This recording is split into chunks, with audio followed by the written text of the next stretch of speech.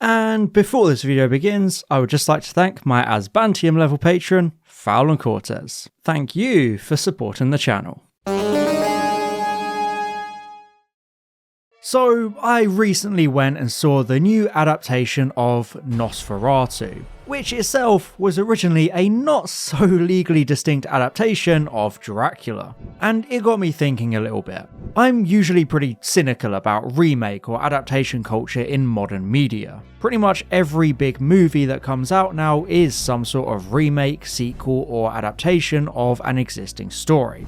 But Nosferatu was really good. A genuinely interesting and compelling take on a horror classic that felt fresh and proved its own worth. Nosferatu! Yet at the same time, I've also been thinking a lot about Doctor Who. Surprise, surprise. With everything going on and endless comparisons to the past, has Doctor Who been running out of ideas? Or is the real issue less about new ideas and more about how ideas are presented? In a world of remakes and adaptations, could Doctor Who benefit from more instances like, say, the Star Beast? Except maybe a little bit better. Like I said, it's an increasingly common sentiment that Doctor Who is running out of ideas. At least to some people. The show is over 60 years old now, with so many plot points and narratives that it's hard to come up with something truly new whilst also being good. Of course, it's pretty uncharitable to suggest that showrunner Russell T Davies is ripping himself off with the companions, but the show is definitely starting to show its age with a feeling of repetition, no matter how much stories like 73 Yards try to shake things up. We've become so used to every threat being a massive, universe-ending danger. There's an increasing reliance on nostalgia and legacy characters, with the current production team itself being the same as 20 years ago. Doctor Who has become quite formulaic and repetitive, it's hard to deny that. And it's not really anybody's direct fault, it is hard to maintain a show for that long. And another big issue, of course, is this desire to chase the dragon of what happened in the past. Much like the wider media landscape as a whole. After all, our media is eating itself. But Doctor Who is in a unique position because it's so old and so open with its storytelling, that the idea of a remake isn't actually such a bad thing. And I know that sounds completely antithetical to everything I just said, but hear me out here, because it's all about how it's done. Doctor Who has a rich and storied history both on and off screen. To this day, stories from 50 years ago are still considered the very best of them all. Stories like Caves of Androzani, Genesis of the Daleks, and Tomb of the Cybermen are widely beloved and top lists to this day, despite being so old and so different to the modern show. In fact, part of why they remain so well loved is because of that difference. Classic Who is known for its slower pace, atmospheric yet lovably cheap worlds, and a focus on creating excellent, deep stories and characters despite all the limitations. As I grow older, I find myself appreciating Classic Who more and more. It just seems so timeless in a strange way, because it's written so well that none of the drawbacks really become all that detrimental. You can look past a wobbly prop or a matte painting, because the narratives are so compelling on their own. Modern Doctor Who, therefore, could learn a lot from the show's past. We're currently in a phase where high production values and spectacle is prioritised over those kinds of rich, tight-knit stories. And that's why I think it's less of an idea issue and more of a skill issue. Ironically, one of the best ways Doctor Who could keep itself fresh is to remake stories from the past or adapt expanded media stories. After all, there's a treasure trove of existing narratives that could be remade for a new audience to enjoy in a new style, much like Nosferatu. And it's actually something we've had before to an extent, just not with Classic Who stories. Doctor Who is known for its wealth of expanded media. From books to audios, comics to games, it spans almost every media genre possible. Yet the show always takes precedent, with the highest budget, most marketing, and biggest audience. After all, that's how it all started. In 2005 Series 1, one of the most acclaimed stories is Dalek, the episode reintroducing the most iconic villain of the show. But it's actually an adaptation. Almost. In 2003, Big Finish released this, Jubilee, a beloved audio drama pitting the Sixth Doctor against a lone Dalek survivor being held captive, but one that inevitably breaks free and goes on a rampage. Showrunner Russell T Davies was inspired by this idea and came up with the concept of Dalek, commissioning Robert Shearman, writer of Jubilee, to write the TV episode, therefore making it a loose adaptation of sorts, showing how well these things can be executed. And, of course, we have the more straightforward adaptation of Human Nature in Series 3, which is Paul Cornell bringing his 2002 novel to the screen with the 10th Doctor rather than the 7th. And there are some other differences, but the core narrative remains the same. And, much like Dalek, it's one of the highlights of the series it's in. Lastly, for the most outright adaptations, we have The Star Beast, which takes the narrative of the 4th Doctor comic of the same name and turns it into the 14th Doctor's reunion with Donna, keeping the core aspects of the Meep, the Wrath Warriors, and the possessed drone workers. Whilst not acclaimed or beloved like those other two adaptations, The Star Beast is still a solid story, only really being brought down by some questionable lines and weak characterization of some characters. I would be hesitant to say The Star Beast is bad, so it's further proof that adapting existing stories is absolutely possible and actually a good idea. Just like it's a good idea for you to hit that like and subscribe. Like I said, Doctor Who is rich with existing non-TV stories, and a lot of the time, these stories actually completely blow TV episodes out of the water. Few episodes can compete with the expanded media greats like The Chimes of Midnight or The Flood, Love and War or Spare Parts. So why should non-TV always be forced to stay locked to such smaller audiences? Again, look at Human Nature as proof of why it can work so well, especially since Doctor Who has no real canon like Star Wars. Both versions can coexist without issue because the only people that really care are such a small and pedantic part of the fanbase. Especially because the Human Nature two-parter is also a banger, so it's not like they ruined the story by putting it on screen.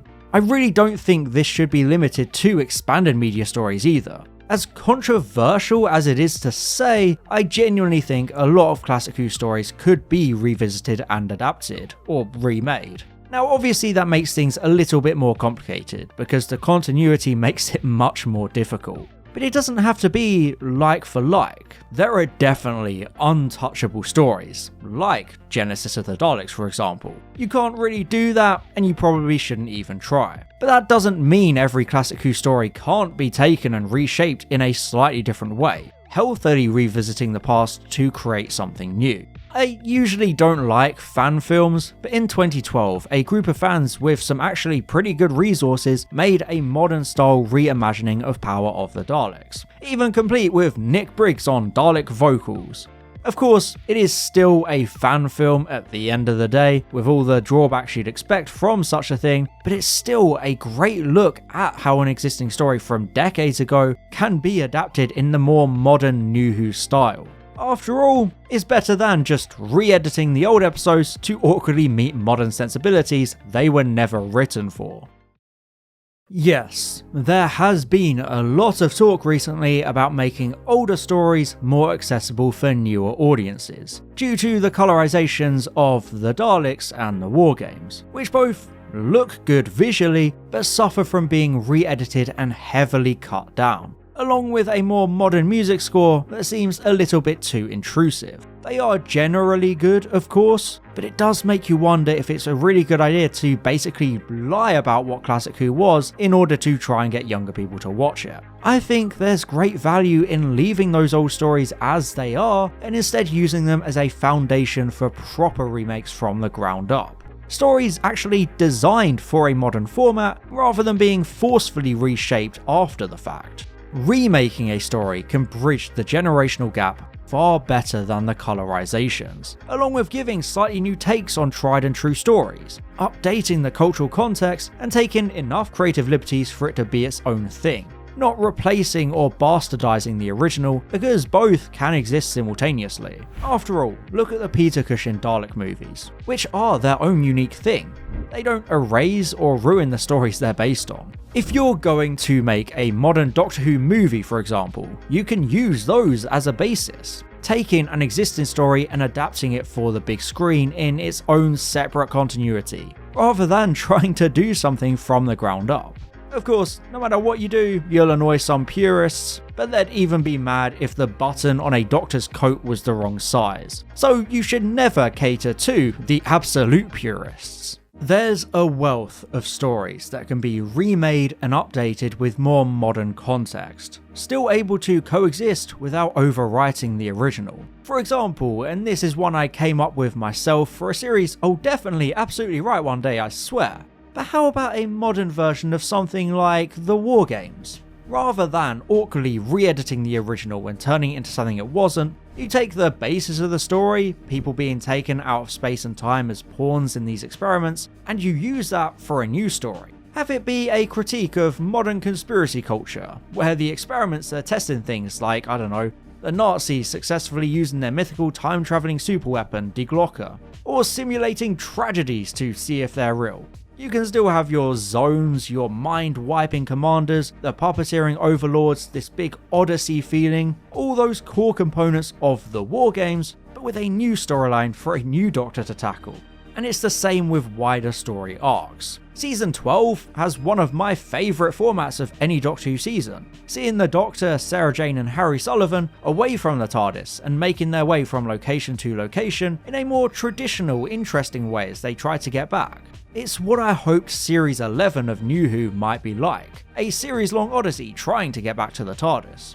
So it's absolutely a narrative that can easily be remade and reused in the modern era. The idea of E-Space can also be revisited or remade, and the Key to Time is a narrative arc ripe for the picking for a modern adaptation. I mean, Big Finish did their own sequel series of sorts, and there's always the Infinite Quest from around the time of Series 3. So another quest to assemble the Key to Time is always something the show can revisit and adapt without needing to retcon anything or change things too heavily. Some of these stories and these arcs are just begging for modern remakes or adaptations to modernise the narratives for new audiences and doing it again in a slightly different way, while still retaining the idea that worked so well in the past. Hell, we're long overdue another Peladon story, especially since we almost got one about Brexit back in Series 10, which would be the perfect sequel/remake considering the symbolic ties the original two stories had to joining the EU. So Curse of Peladon is another narrative that could easily be modernised and retold. There is no shame in reinvention. Yes, sometimes there's no need to try and fix what wasn't broken. Things like RoboCop, for example, didn't need to be remade. Yet, on the other hand, you have movies like Scarface, Ocean's 11 and The Thing, which are all better than the original older movies. Sometimes it can really help to reinvent. Again, Nosferatu tells the exact same story as the 1922 film, but so much better and more concise. Rather than Doctor Who adapting stories like Genesis of the Daleks or Earthshock, which are already beloved, how about we look at those with lots of unfulfilled potential? In theory, Invasion of Time is a fantastic story. We have political intrigue, Time Lords, tribal Gallifreyans, a companion departure, an epic invasion by the Centaurans, and a chase through the depths of the TARDIS.